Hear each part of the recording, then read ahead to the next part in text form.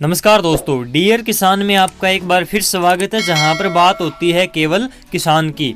और दोस्तों, आज की इस वीडियो का हमारा टॉपिक रहेगा कपास की फसल में खरपतवार नियंत्रण कैसे करें।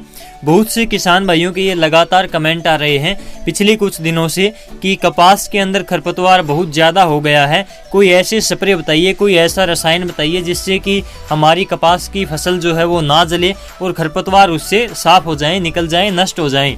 तो दोस्तों, आज की इस वीडियो में हम इसी विषय के ऊपर बात करेंगे। और यदि आपका कोई इसी प्रकार की और दूसरी समस्या है तो आप इसके वीडियो के नीचे लगातार कमेंट करें। ज़्यादा कमेंट जिस टॉपिक के ऊपर आते हैं तो उस टॉपिक के ऊपर मैं अगली वीडियो लेकर आ जाता हूं। चलिए दोस्तों, वीडियो स्टार्ट करते हैं। और सबसे पहले बात करते हैं कि जब आप कपास की बिजाई करते हैं तो उस समय पर आप कौन सी स्प्रे का यूज़ करें जिससे कि ये खरपतवार जो है आपकी फसल के साथ उग ही ना पाए।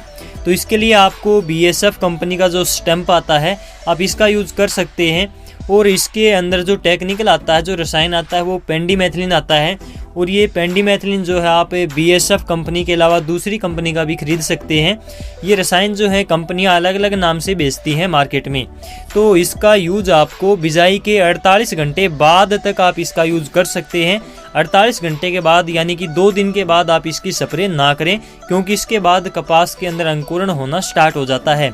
तो इसकी डोज की अगर हम बात करें तो 1.25 लीटर यानी कि 1.25 लीटर प्रति एकड़ के हिसाब से आपको 200 लीटर पानी की मात्रा के साथ इसकी आपको स्प्रे करनी है 2 दिन के बिजाई के अंदर।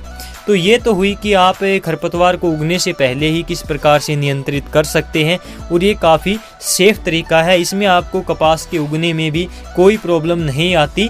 तो दोस्तों, इसके बाद में बात आती है कि यदि आपने बिजाई के समय पर किसी खरपतवारनाशी स्प्रे का यूज नहीं किया है तो आपकी फसल 15, 20 या फिर 25-30 दिन की हो जाती है। तो उस समय पर जाकर आपकी कपास की फसल में खरपतवार हावी होने लगते हैं। और इसके लिए आपको क्या करना है कि सबसे पहले तो आप अपनी फसल के अंदर ट्रैक्टर के द्वारा सिलर निकाल दें और इसके बाद कपास की फसल में सिंचाई करें।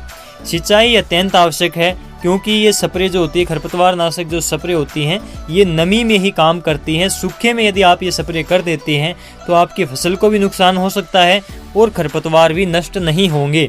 इसलिए आप सिंचाई अवश्य करें। सिंचाई के दूसरे दिन ही आप स्प्रे का यूज करें।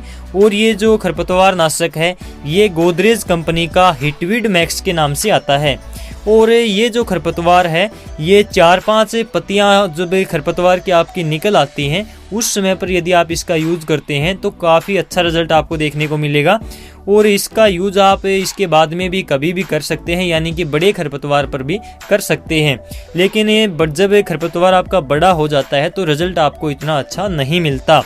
तो सबसे पहले बात ध्यान में रखने वाली है वो यही है कि पहले अपने खेत में पानी लगाएं, उसके दूसरे दिन आप इसका यूज़ करें हिटवीड मैक्स का।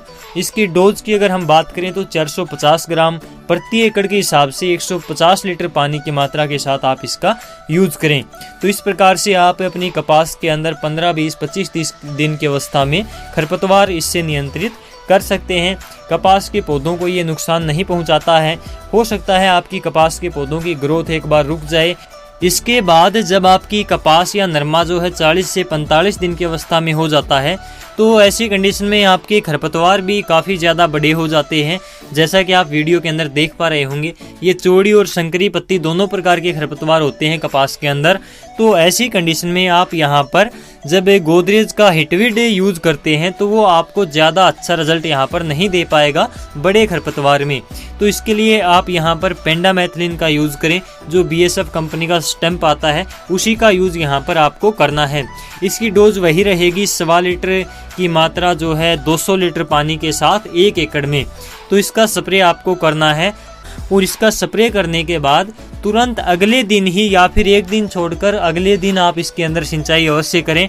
यदि आप इसके अंदर सिंचाई नहीं करते हैं तो आपको जो है आपकी फसल जो है उसके अंदर नुकसान हो सकता है, कपास आपकी पीली पड़ सकती है और ये खरपतवार के ऊपर भी कोई काम नहीं करेगी जब तक आप इसमें सिंचाई नहीं करते हैं। ये बात आप ध्यान में अवश्य रखें।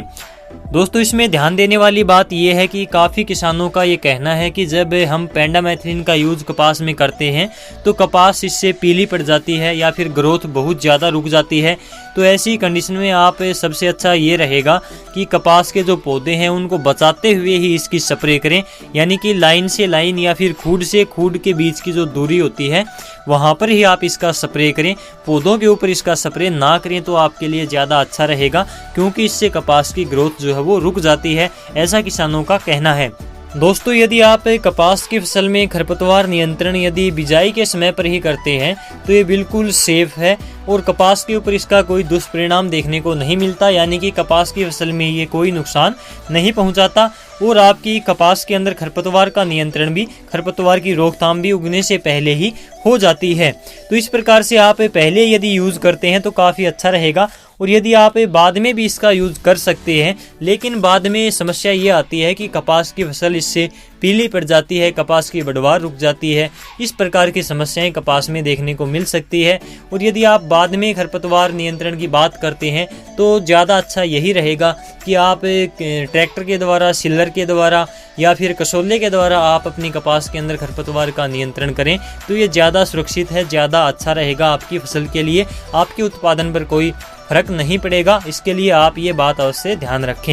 तो दोस्तों आज की इस वीडियो में हमने जाना कि आप किस प्रकार से कपास की फसल में खरपतवार पर नियंत्रण पा सकते हैं और इसके क्या फायदे और क्या नुकसान हो सकते हैं। दोस्तों वीडियो को लाइक और शेयर अवश्य करें और यदि आप इसी प्रकार से खेत किसान से जुड़ी सभी प्रकार की जानकारी समय पर देखते रहना चाहते हैं तो डियर किसान यूट्यूब चैनल को सब्सक्राइब करना ना भूलें, ताकि हमारी आने वाली नई वीडियो आपसे मिस ना हो। चलिए दोस्तों मिलते हैं अगली वीडियो में एक नई जानकारी और नए टॉपिक के साथ, तब तक के लिए नमस्कार।